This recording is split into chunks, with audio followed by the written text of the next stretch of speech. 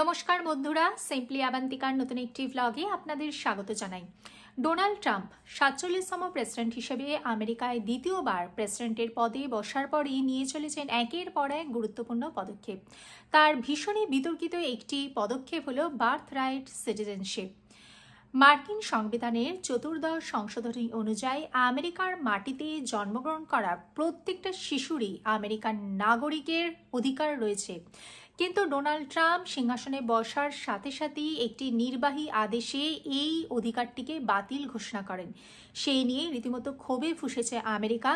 Washington অঙ্গরাজ্য থেকে যার ওপরেতে স্থগিতাদেশ দেওয়া হয়েছিল ওয়াশিংটন অঙ্গরাজ্যের একটি আদালত, এবং বর্তমানে ফেডারেল আদালতও সারা দেশ জুড়ে এই রায়টিকে বাতিল ঘোষণা করেছে। ফেডারেল বিচারপতি ডেবরা বোর্ডম্যান তার এই রায়তে বলেন যে ডোনাল্ড ট্রাম্পের এই নির্বাহী আদেশটি 125 বছরের সুপ্রিম কোর্টের ইতিহাসের সাথে সাংঘর্ষণিক এবং 250 বছরের মার্কিন ইতিহাসের পরিপন্থী। বিশেষজ্ঞদের মত অনুযায়ী নাগরিকত্ব বাতিলের এই আইনটি শেষ পর্যন্ত সুপ্রিম কোর্ট পর্যন্ত গড়াতে পারে।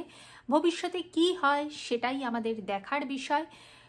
আমেরিকার মাটি থেকে তাজা খবর জানার জন্য অবশ্যই সাবস্ক্রাইব করুন এই সিম্পলি আবান্তিকা চ্যানেলটিকে। দেখা হচ্ছে পরবর্তী ভিডিওতে। ভালো থাকবেন, সুস্থ থাকবেন।